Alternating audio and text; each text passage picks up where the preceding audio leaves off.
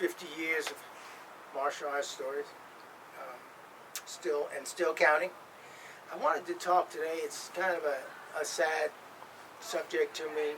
My best friend at the time, I mentioned to you, Dennis Robinson, which was the toughest guy hands down in the high school, about 3,000 people. Nobody could mess with him. And he and I became friends.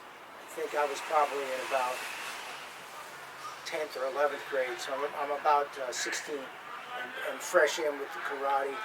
We'd already had the green. This was actually when I first met him, was before he got into karate. And before I even got into karate, we were sitting in high school, just kind of talking, of course, cutting classes. We were in there talking, chopping it up. And so there was this Mexican gang in the school. This gang member walked by, and then Dennis said, "You think I could kick his ass?" I said, "Come on, Dennis, man, you don't have to do nothing like that." No, I think I could kick his ass. And I said, "Why would you want to do that?" He said, "No, look at him. He think he's tough. Hey, chump." And the guy turned around and said, "Hey, chump." And Dennis said, "Hey, punk." And the guy said, "Hey, punk." And then Dennis said, "You fat motherfucker." And the guy pointed his finger at Dennis and walked into class. So we now were sitting there waiting for him to come out. I said, "Why?" He said, "No, I'm gonna see how tough he is." He was just like, and I was looking up to this. Be honest with you, I'm like, this is a bad motherfucker. He's working like that.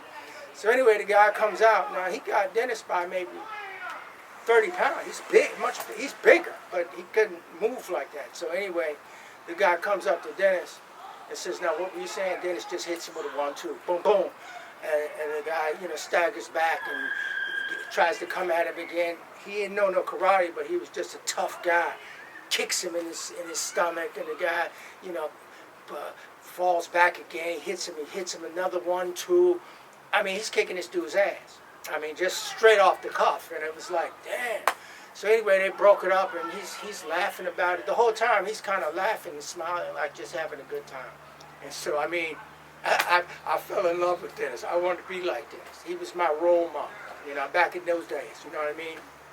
He's a tough guy. So as we moved into karate, we started, first we would play fight, slap box, and he would never try to kick my ass for real, but it was pretty rough. Slap boxing or body boxing with him was like a regular fight with somebody else. So I figured if I can spar him, I can fight anybody. So it boosted my confidence.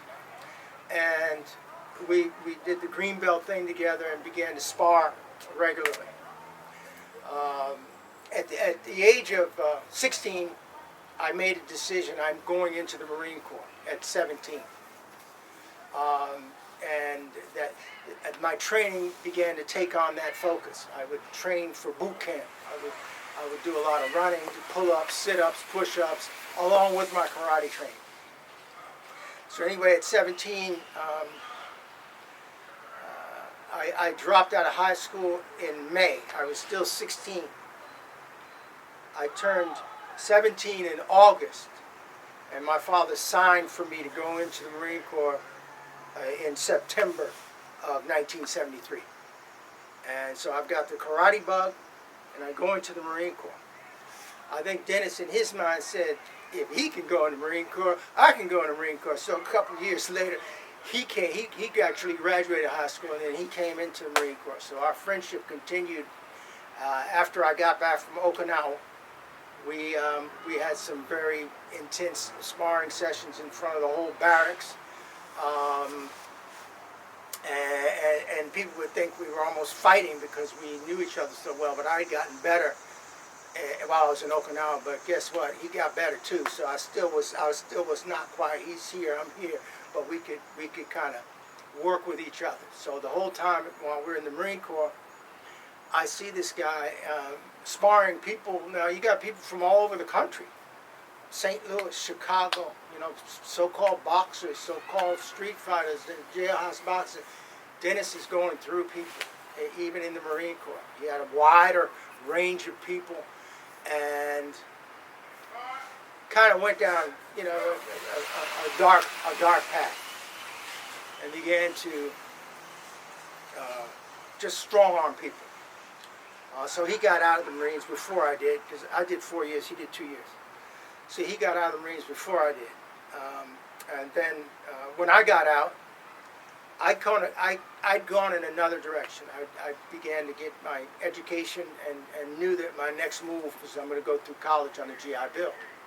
So I encouraged Dennis, because I loved him. This is my brother, but I could see that that strong arm is not going to work. I knew the end of that.